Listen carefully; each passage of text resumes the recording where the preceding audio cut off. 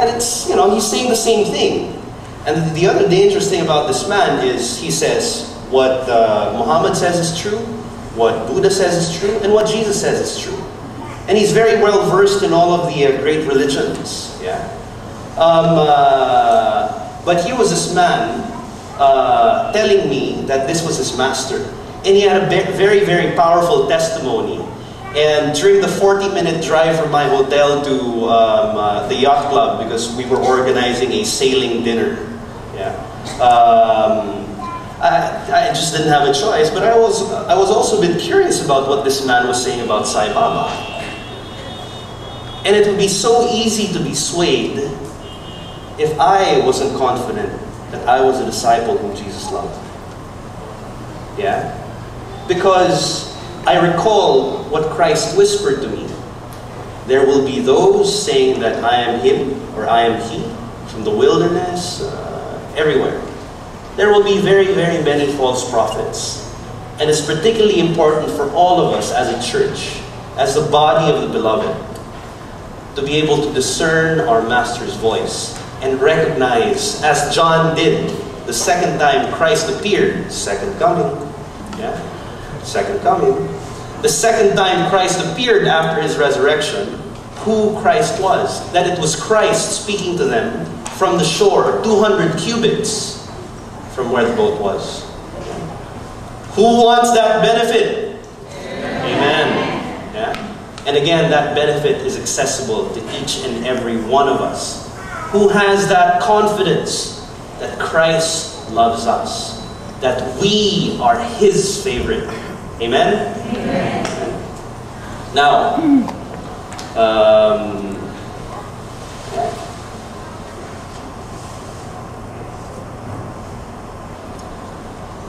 the last time the last time John refers to himself as the disciple whom Jesus loved was also in that episode on the shore. Yeah. Shortly after, Christ gave Peter the opportunity to undo his 3 times denial of Christ by asking Peter, do you love me? Do you love me? Do you love me?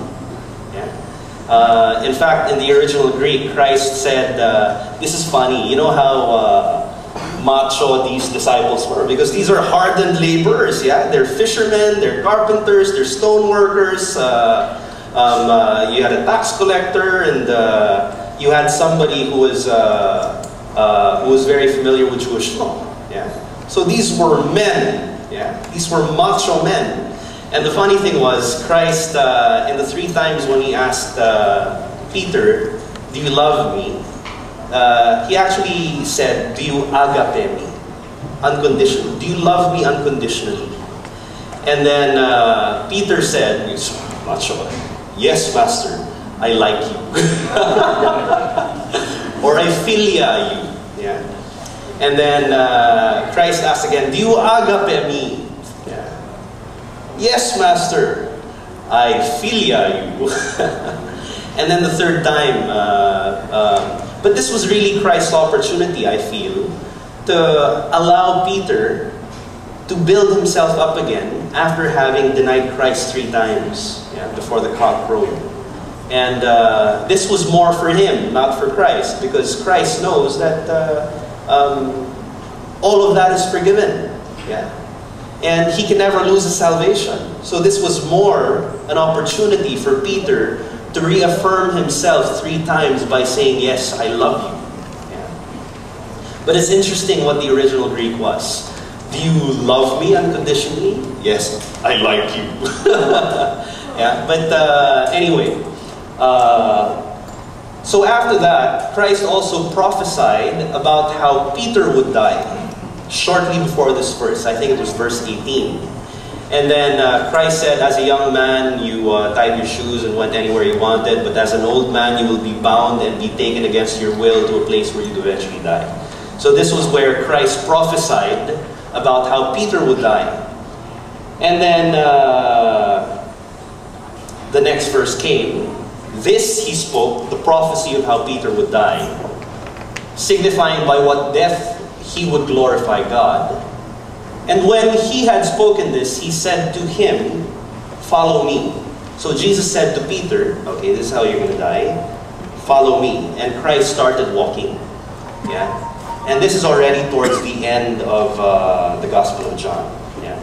And it is said at the end of the Gospel of John that while Christ was alive, many things he did, and not all the books in the world can contain what he did. After he resurrected, he did many more things. Yeah.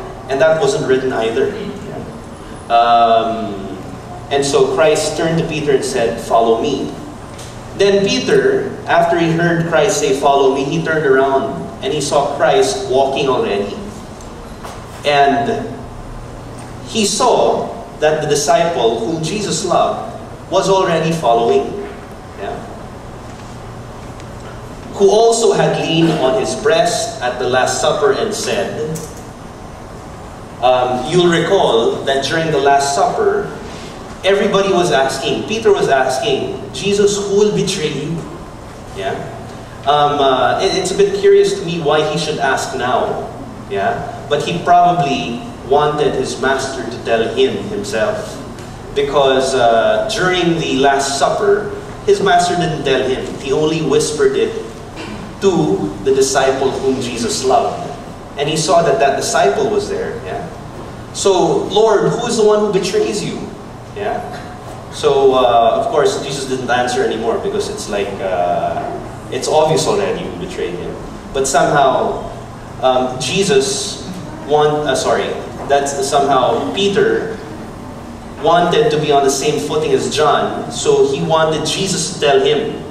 Yeah. He wanted Jesus to confirm the same way that Jesus confirmed it to the disciple whom Jesus loved. Yeah. But Peter, seeing him, said to Jesus, "But Lord, what about this man who was already following? How would he die? Yeah? You prophesied about how I would die. How would this man die?" And then after this, Jesus said, "What's it to you if I bid him to remain until I come again?" And this is where the whole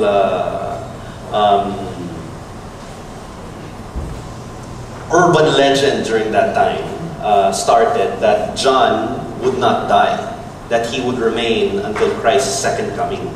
Yeah. And you must recall that John, apart from authoring the Gospel of John and 3 epistles, also authored the book of Revelation. So he did see Christ's second coming encoded in the book of Revelation. Yeah. But what about this man? How would he die? And Jesus just refused to say how this man would die. "What's it to you if I ask him to, if I bid him to remain until my second coming, until I come again?"